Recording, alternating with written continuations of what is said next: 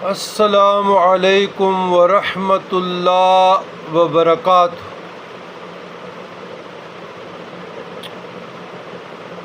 اللہم صلی علی سیدنا محمد وعلی آل سیدنا محمد قد ضاقت حیلتی ادرکنی یا رسول اللہ صلی اللہ علیہ وسلم۔ برادران اسلام، خواص سورہ والنازعات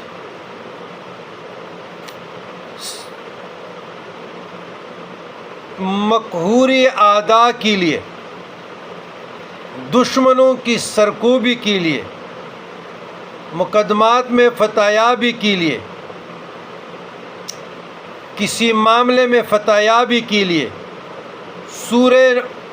نازعات پڑھے، سلامتی ایمان کے لیے تو کم از کم 41 مرتبہ کچھ دن پڑھا جائے، اللہ فتح عطا فرمائے گا۔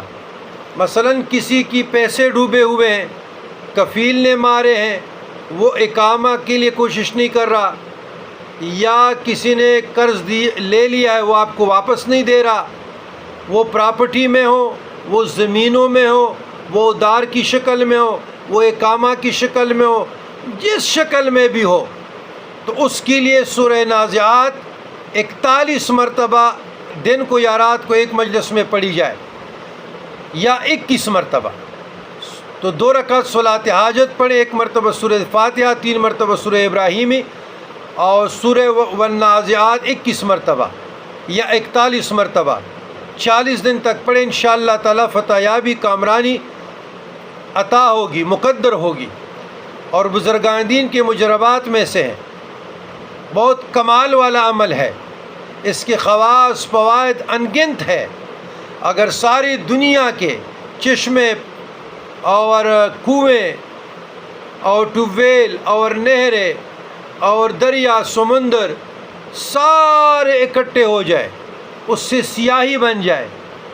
اور بزرگان دین فرماتے ہیں تمام روئے زمین کے درخت قلم ہو جائے اور لکھنے پہ آ جائے، تو سورہ والنازعات کی خواص اور فوائد، فیوزات و برکات، فضائل